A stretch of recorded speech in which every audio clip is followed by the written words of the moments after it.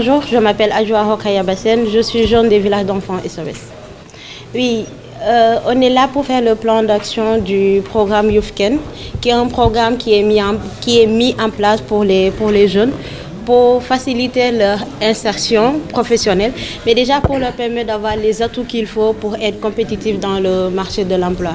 C'est ce qui nous a rassemblés ici ce matin avec les partenaires et toutes les parties prenantes. Je dirais déjà que pour nous, c'est une aubaine. Je dirais déjà que c'est un privilège. C'est une chance que nous avons parce qu'il y a beaucoup de jeunes qui ne l'ont pas. On sait tous comment ça se passe, comment le monde du travail se passe, le monde de l'emploi. C'est pas facile et c'est pas accessible à tout le monde. Donc si nous, en tant que jeunes, on a aujourd'hui ça, on a cette chance-là qu'on nous donne en fait des moyens qui nous permettent de nous outiller pour que nous puissions être compétitifs sur le marché.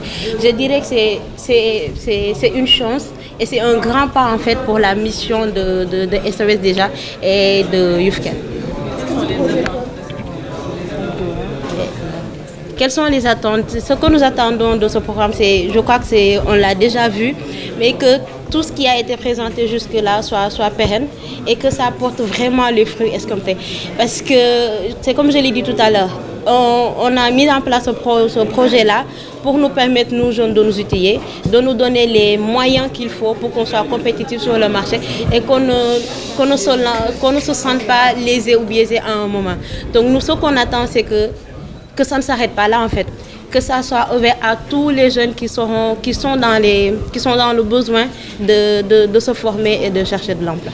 Je ne dirais pas que oui, ça peut résoudre le problème à 100%, mais ça peut quand même apporter un plus. Parce que comme Aminata l'a dit tout à l'heure, ce n'était pas vraiment à la base le travail de SOS ou de DHL et autres, c'est le travail de l'État. Donc je me dis que si SOS avec ses partenaires vont jusqu'à mettre ça en place, c'est quand même un pas et c'est une invitation à l'État pour qu'il fasse davantage. Bonjour, Aminata Gaye, je suis directrice RH à DHL. Donc depuis 2019, DHL collabore avec SOS Village d'enfants dans le cadre de sa politique RSE. On a commencé un projet qui s'appelle GoTish. Donc pour dire, c'est un projet qui permet aux jeunes de SOS Village d'enfants de pouvoir faire des formations et acquérir une qualification. Maintenant, comme on sait, au Sénégal, le marché du travail n'est pas facile. Donc pour mener ce combat-là, il faut qu'on passe à une étape supérieure. Et cette étape supérieure, effectivement, c'est ce nouveau programme YouthCan qui permet aux jeunes de pouvoir gagner le combat de l'employabilité pour pouvoir se donner toutes les chances pour acquérir un emploi.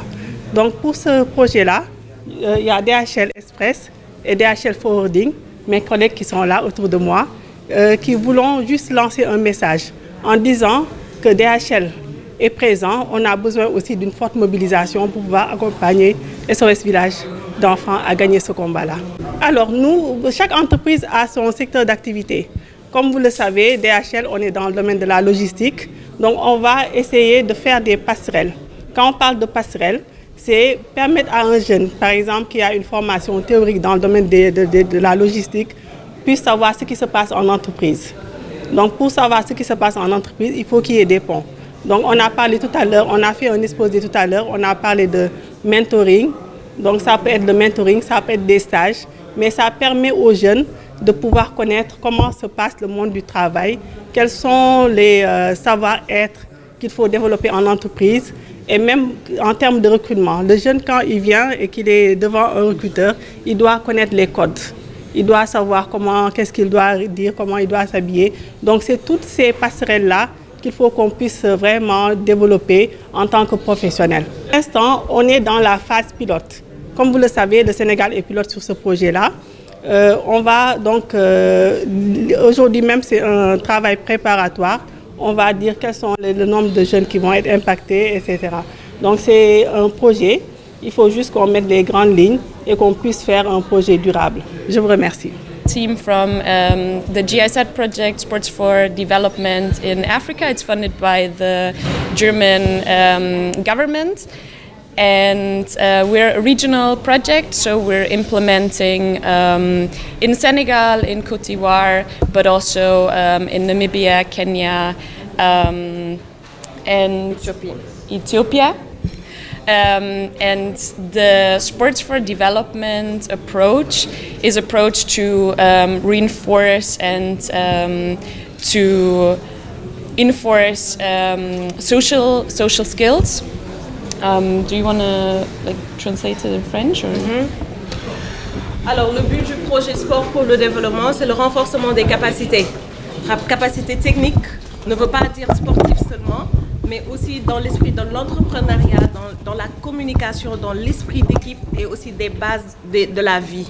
Donc, ce sont à travers tout ce que nous faisons, nous le faisons sur les bases de soft skills, juste pour le développement dans la santé, à travers des jeux que vous pouvez utiliser avec vos enfants pour développer soit de la communication, ou bien l'esprit d'équipe, ou bien même dans l'entrepreneuriat. Alors nous sommes un projet sportif, certes, mais aussi nous sommes là pour accompagner les partenaires, les jeunes et surtout le leadership féminin. Et je suis le coordonnateur national des partenariats institutionnels et je représente la directrice nationale à cet atelier.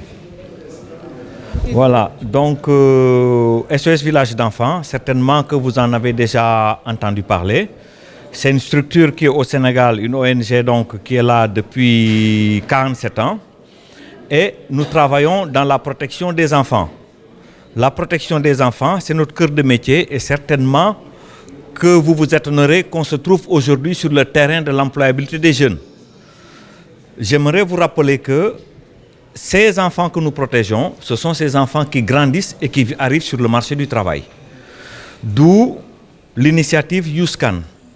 YouScan, c'est un partenariat, d'abord global au niveau mondial, parce que SOS est dans une fédération de 135 pays.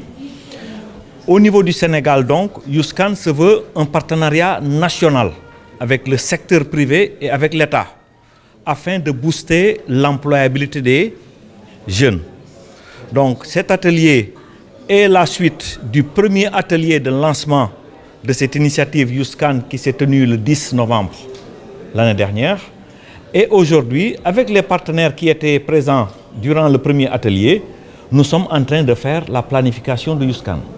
Dans cette planification, les entreprises vont s'engager à prendre des jeunes, aussi bien bénéficiaires de SOS Village d'enfants que de la communauté, en leur proposant des positions de stage, en faisant de sorte que leurs employés deviennent des mentors pour ces jeunes-là, afin de faciliter leur accès sur le marché du travail. Voilà. Quelle a été la plus grande réussite de ce projet? Bon, la plus grande réussite de YouScan, c'est que pratiquement toutes les entreprises approchées qui ont compris cette initiative-là l'ont rejoint. Tout à l'heure, vous avez entendu dans la salle une entreprise qui s'est engagée à offrir 10 bourses pour les jeunes. Vous avez vu une entreprise comme DHL qui accompagne SOS depuis 2019 s'engager dans YouScan et continuer ce partenariat-là, offrir des positions de stage, offrir des positions de mentoring, apprendre aux jeunes comment intégrer une entreprise, comment répondre à des interviews, comment faire un curriculum vitae qui puisse attirer l'attention des recruteurs. Donc je pense que l'initiative est sur la voie de la réussite. Peut-on découvrir quel genre d'effort des entreprises comme la GIZ vous apportent? Voilà, donc la GIZ est l'un de nos partenaires phares, pas uniquement pour le projet YouScan, parce qu'ils étaient là avant YouScan. Donc la GIZ nous a apporté un nouveau concept qu'on appelle le sport pour le développement.